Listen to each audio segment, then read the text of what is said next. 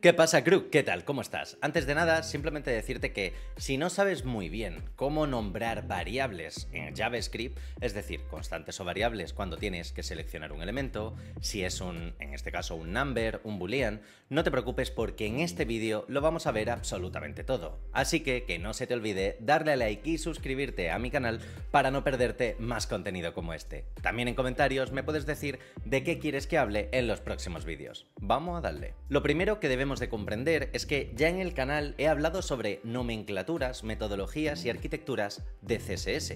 En cambio, en este vídeo, aunque no es necesario que lo veas, pero te dejo los vídeos por aquí arriba y abajo en la descripción, lo primero que vamos a hacer es repasar un segundo esas nomenclaturas, sobre todo a nivel de programación, no solo de CSS o de JavaScript, sino a nivel de programación, y cuáles son las más habituales utilizar dentro de JavaScript. Vamos a darle. Lo primero que debemos de comprender es que las nomenclaturas dentro de programación, las más habituales, suelen ser Camel Case y también Pascal Case. Estas dos son muy utilizadas dentro de JavaScript y ahora vamos a entender y a ver las reglas de cuándo usar cada una. Por otro lado, también tenemos que Snake Case o Kebab Case no se utiliza. Ahora veremos que esta última da error dentro de JavaScript. Por lo tanto, lo primero es: ¿qué ocurre si tengo más de dos palabras? Pues puedo utilizar Camel Case, esta estaría bien. Pascal Case también la podría utilizar, aunque ahora veremos dónde realmente la usamos. En el caso de Snake Case, aunque no me da ningún tipo de error, no suele ser muy habitual utilizarla. Y después, lo que sea Kebab Case, si te fijas, da error.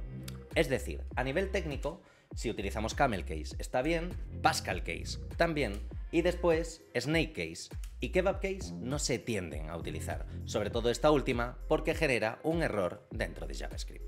Ahora que ya sabemos cuáles son las nomenclaturas más habituales dentro de JavaScript, vamos a ver lo que no tenemos que hacer dentro de los nombres de variables. ¿Cuáles son las reglas más habituales que no tenemos que hacer dentro de JavaScript?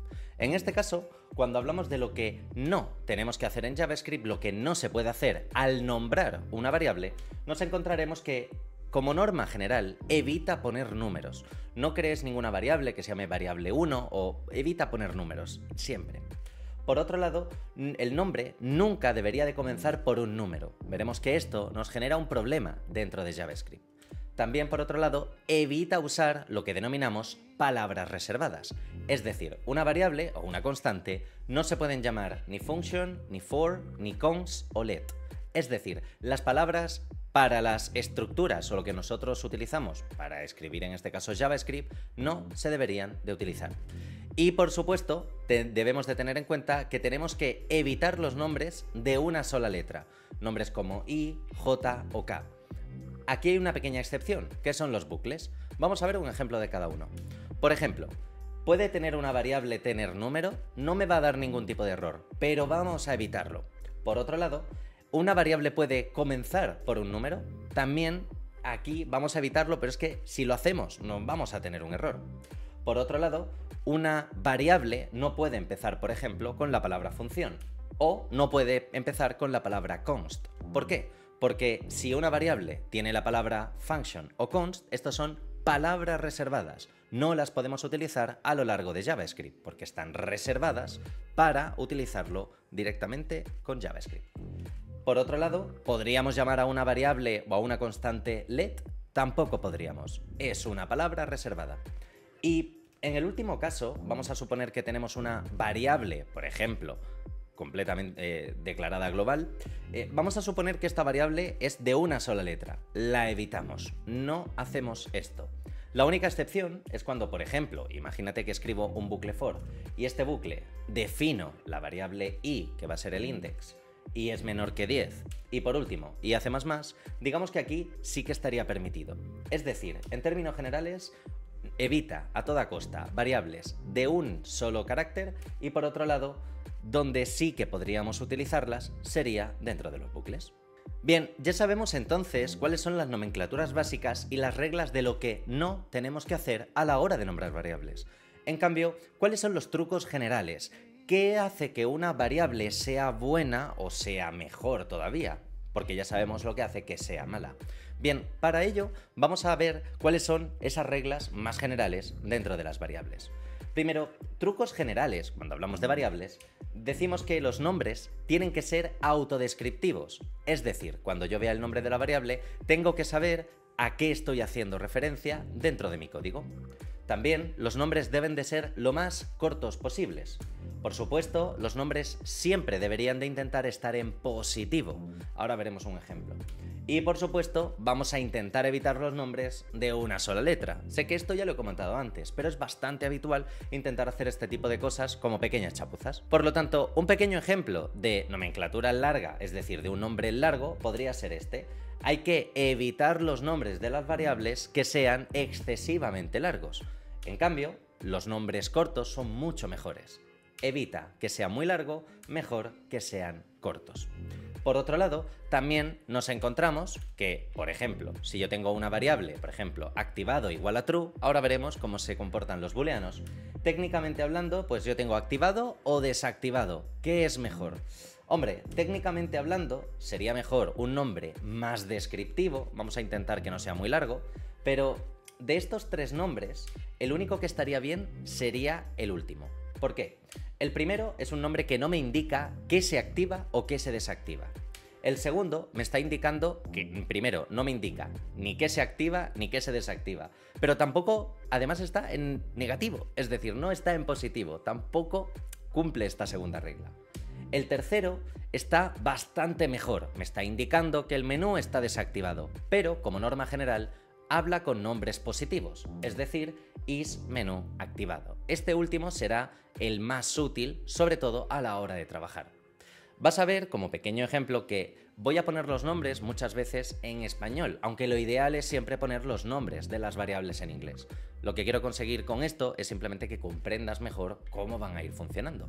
Recuerda que todas estas técnicas te lo estoy contando y las voy contando dentro de los vídeos de cómo hacer un lightbox o cómo hacer un slider. Vídeos que tienes por aquí arriba y abajo en la descripción. Dale like por la coletita. Mira qué coletita de samurái. De locos, ¿eh? Dicho esto, vamos a ver primero cómo nombrar variables que guarden elementos del DOM. Es decir, variables que utilicemos con el query selector o con el query selector all. Para ello, ¿cómo seleccionamos las variables del DOM? Lo primero que debemos de comprender es que muchas veces le decimos la constante cabecera es igual a y ponemos un query selector. Este nombre de aquí no sería lo ideal. Lo ideal es utilizar las metodologías tanto de HTML como de CSS. Por ejemplo, si yo genero en HTML la clase header, porque estoy utilizando la metodología suite CSS, pues entonces la llamaría header. Pero si por ejemplo tenemos un h1, pues lo puedo decir, el header title es igual al header h1. Es decir, a nivel técnico, lo que puedes hacer es utilizar, en este caso, las metodologías que hemos utilizado, que hemos visto en los vídeos de por aquí y aquí abajo, tanto de BEM como de Suite, precisamente para no tener que pensar en exceso cómo se llama la variable o la constante que guarde ese elemento. Te voy a hacer un ejemplo con BEM y lo voy a escribir un poquito. Atento. Fíjate cómo ahora le voy a decir, vamos a suponer que en HTML tenemos esto de aquí.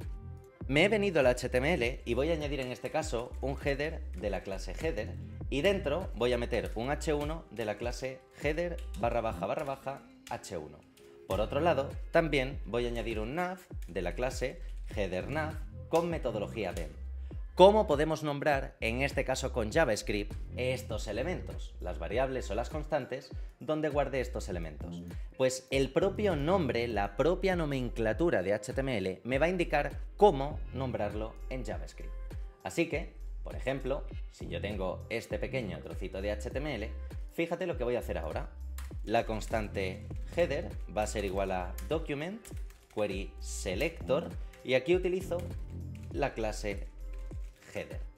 Por ejemplo, si ahora tengo que seleccionar el h1, sería la constante header h1 igual a document.querySelector y aquí dentro sería header _h1. Y recuerda lo que he dicho antes, evita poner números dentro de los nombres. Así que en vez de header h1 lo voy a llamar header title. De esta manera ya lo tendríamos. ¿Cómo seleccionaríamos, por ejemplo, un menú de navegación? En este caso sería la constante header nav sería igual, por ejemplo, a document.querySelector y aquí dentro le diríamos header nav. Así podríamos utilizar la metodología BEM para guardar, en este caso, variables dentro de JavaScript. Pero, ¿qué ocurre si, por ejemplo, la metodología hubiese sido Suite CSS? Este header lo hubiésemos puesto en mayúscula, de hecho, todos estarían en mayúscula, y en vez del doble guión tendríamos un guión normal. Realmente, si te fijas, las dos metodologías van a hacer prácticamente lo mismo. Es decir, el nombre de las variables en JavaScript no cambian. Lo que sí que ha cambiado es el propio selector. Es decir, puedes utilizar metodologías como BEM o Suite CSS precisamente para nombrar las variables o las constantes donde vayas a guardar esos elementos. Hemos llegado a la parte del vídeo donde vamos a comenzar a ver cada uno de los tipos de datos básicos dentro de JavaScript. Vamos a comenzar sobre cómo nombrar, en este caso, variables cuyo valor es un number. Vamos a darle. Lo primero es que en las variables, en este caso de tipo number, ¿cómo las nombramos? Bueno, pues muchas veces lo que hacemos es decir la variable, me lo invento, máximo es igual a 5. Mucho cuidado con esto. Esta variable, ¿por qué no está bien técnicamente hablando? En principio, porque no me está definiendo qué es máximo. ¿Son imágenes? ¿Son botones? ¿Qué estamos hablando? Así que lo mejor siempre es intentar usar, por ejemplo, la nomenclatura de HTML y de CSS y definirle, pues es grid img min, es decir, número de imágenes mínimas del grid. O por otro lado sería grid img max, lo que sería pues el número de imágenes máxima dentro del grid. Y dentro de las variables o constantes, en este caso, que son números, nos encontramos con un caso un poco especial, los denominados magic numbers. Vamos a ver qué son y cómo se puede solventar el problema de ellos. Lo primero es que cuando nombramos variables de tipo JavaScript tenemos, por ejemplo, imagínate, un array de imágenes. Por otro lado, lo que hacemos en el caso especial de un magic number, para que sepas detectarlo, es cuando yo le digo, imagínate en un condicional, si el número de imágenes es mayor que 5, ¿qué es 5? ¿Es el número máximo? ¿El número mínimo? ¿Qué estoy preguntando? Así que para ello, para mejorar la legibilidad, lo más habitual es decirle, creo una constante, porque es un valor que no va a cambiar, y aquí hay una pequeña recomendación que es escribirlo en upper snake case, yo lo voy a dejar de momento en camel case, y después decirle, si el número de imágenes es mayor a número máximo, esta sería una opción mejor que la primera. Pero, ¿qué sería lo ideal? Pues, por ejemplo, definir el número de imágenes máxima, y ahora le digo, si el número de imágenes es mayor que el máximo de imágenes, entonces pasa algo. Es decir, esta primera opción es la peor, esta opción está algo mejor, aunque no es lo mejor del mundo, y esta última ya sería lo más ideal. Porque precisamente el problema de tener un número suelto en el código porque sí es justo este, que tú dices, ¿este número de qué va? ¿Para qué sirve? Seguramente te habrá pasado que has hecho algo de esto y en el momento sabías lo que eras, pero al cabo de unos días o al cabo de unos meses ya no te acordabas para qué servía. Por lo tanto, los magic numbers siempre intenta colocarlos. Pasemos ahora a las variables booleanas, a las de tipo boolean, cuyo valor es booleano. ¿Cómo funcionan y cuáles son los trucos? Bien, para ello, lo primero es ¿cómo nombramos variables de tipo boolean? Lo primero es, muchas veces, de forma habitual, ponemos activado es igual a true, recuerda que el nombre es siempre en positivo, o por ejemplo, animación igual a true. Las dudas que surgen al leer este código es ¿qué está activado? ¿Qué es animación? ¿Es que algo tiene animación o es que animación está activada? ¿Qué significa? Para evitar este tipo de problemas, algo que podemos hacer un poquito mejor es definir, por ejemplo, imagen activa o, por supuesto, imagen animación. Ya estoy haciendo referencia a qué elemento se le está activando o a qué elemento tiene animación, siempre en positivo. Pero para los booleans lo mejor es añadir un verbo. Por ejemplo, is image active es la imagen activa, o por supuesto has image animación, tiene la imagen una animación. Esto sería lo ideal, es decir, intentar definir con un verbo y el elemento que va a cambiar si es o no es, siempre preguntando en positivo. Por lo tanto, las dos primeras opciones digamos que no están bien. Las dos siguientes opciones un poquito mejor, pero lo ideal, lo que siempre deberías de intentar hacer sería añadir un verbo y al mismo tiempo añadir el elemento que se va a activar, que no se va a desactivar o, en este caso, que puede tener animación. Pasemos ahora a los arrays dentro de JavaScript. Esto sirve tanto para arrays como, por ejemplo, para query selector alls, que generan una lista de nodos. Vamos a ver un poco algunos pequeños detallitos. Lo primero es cómo nombramos los arrays dentro de JavaScript. Para ello, lo que vamos a hacer o lo que normalmente hacemos es crear, bueno, pues un dato, en este caso imágenes, pues es un array. Ok. Pero lo ideal siempre es o ponerlo en plural, como hemos hecho arriba, imágenes, ¿vale? O poner imágenes lista. Pues es una buena forma de hacerlo. Habitualmente se hace en inglés, se pone list. Lo ideal que sería, pues por ejemplo, definir el tipo de elemento que voy a seleccionar en el caso de que sea un elemento del DOM y después añadirle o la S o añadirle el postfijo list. Así que imágenes, vamos a intentar evitarlo, es decir, no es muy autodescriptivo.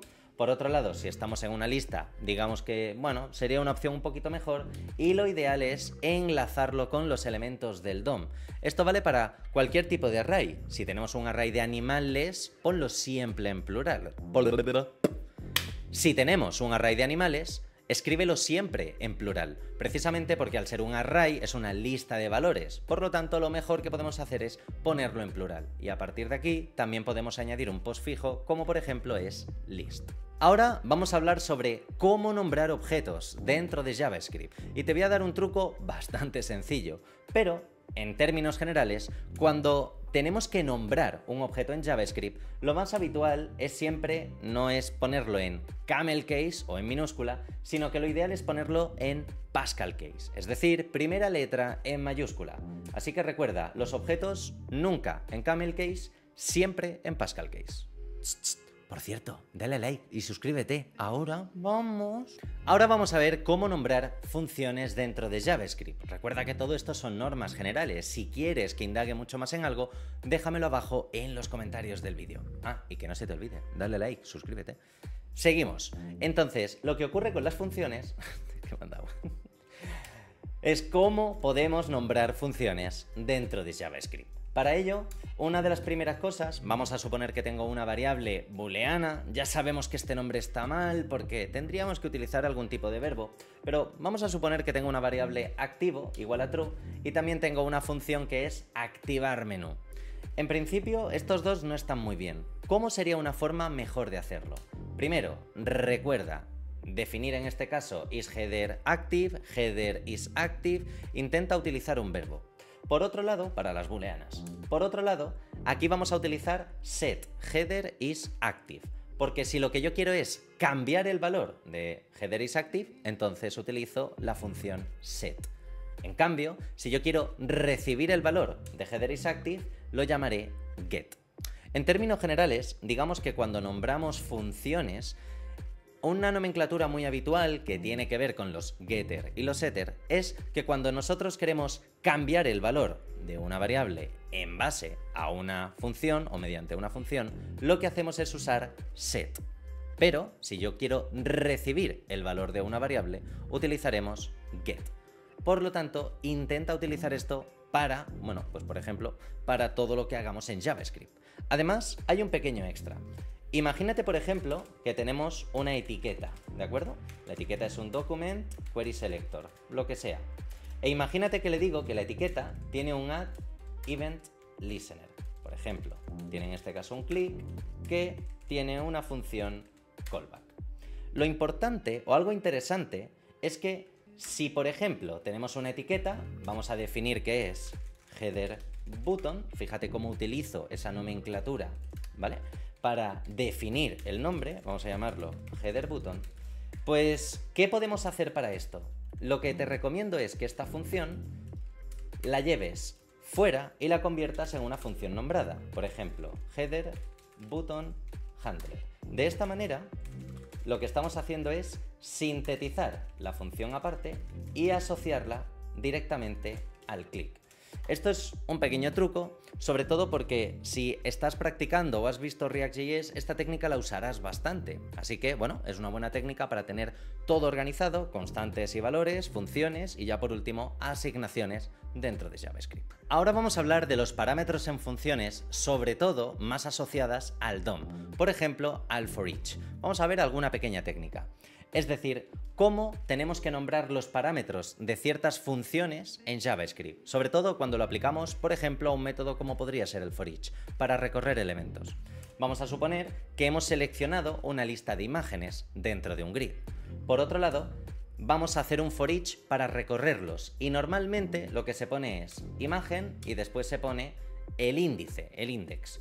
Esto no está mal, pero podemos mejorar un poco este código. Por ejemplo, una de las opciones que yo utilizo mucho para que los alumnos se acostumbren a cada uno de los valores es poner, en vez de imagen, le pongo each img, cada imagen.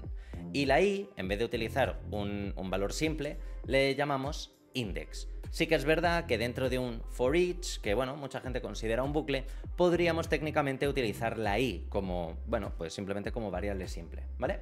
¿Cómo sería lo ideal? Muchas veces, al usar el for each, realmente el primer valor no lo usamos, el valor each img no lo escribo, o lo tengo que escribir pero no lo uso. En ese caso, lo que podemos hacer es escribir el for each, pero utilizar un guión bajo precisamente para que no me estorbe a nivel de legibilidad dentro de JavaScript. Esta técnica pocas personas lo hacen, pero es una técnica bastante útil. Así que digamos que cuando queremos nombrar parámetros en funciones de JavaScript, sobre todo, por ejemplo, en query selectors o con for each, la primera opción, digamos que sería, entre comillas, la peor de todas. Después, esta sería una opción a medias y por último tendríamos la mejor, entre comillas, versión. Definimos el index para saber qué es eso y aparte, si no usamos el valor, podríamos en este caso utilizar un guión bajo para desactivarlo. Y vamos con un caso un poco más especial, que es el caso de jQuery, ya que muchos de vosotros desarrolláis con jQuery, aunque cada vez tiende a ir al desuso, laboralmente hablando se sigue demandando bastante. Así que un pequeño consejito para los que utilizáis jQuery en este caso. ¿Cómo nombramos, en este caso, variables que tienen jQuery o que estamos usando con la librería de jQuery? Lo primero es que muchas veces le decimos lista imágenes es igual a $grid.img. Bien, vamos a intentar no hacer esto. ¿Por qué? Vamos a intentar que los nombres de las variables sean en camel case, normal y corriente, cuando sea JavaScript. Y cuando utilicemos jQuery, le añadiremos el dólar antes del nombre, haciendo referencia a que la primera siempre está mal, pero cuando no usamos dólar, digamos que es solo para JavaScript y cuando el nombre de la variable o de la constante tiene dólar, solo contiene elementos de jQuery. De tal manera que aquí tenemos un poco la idea, es decir, cómo nombramos variables o constantes dentro de JavaScript. Esto no es una guía definitiva, pero son una serie de consejos y ejemplos más o menos reales para que veas al completo cómo nombrarlo. Mi recomendación es que no te agobies intentándolo hacerlo todo del tirón. Normalmente esto se va consiguiendo poco a poco y con la práctica. También ver cosas te ayuda bastante. Y eso lo puedes encontrar por aquí arriba y abajo en la descripción. Ahora estoy creando un lightbox, un slider y una serie de módulos que van a seguir a lo largo de todo el año. Y básicamente utilizo este tipo de técnicas, así que te resultará mucho más fácil, posiblemente, detectar cada una de estas reglas. Así que espero que este vídeo te haya servido, te haya gustado, haz clic aquí en mi cara para suscribirte por aquí, te aparecerá un vídeo que seguramente te interese y por aquí una lista de reproducción que ha pensado YouTube exclusivamente para ti, así que seguramente también te gustará. Un saludo y hasta la próxima. Chao, Cruz.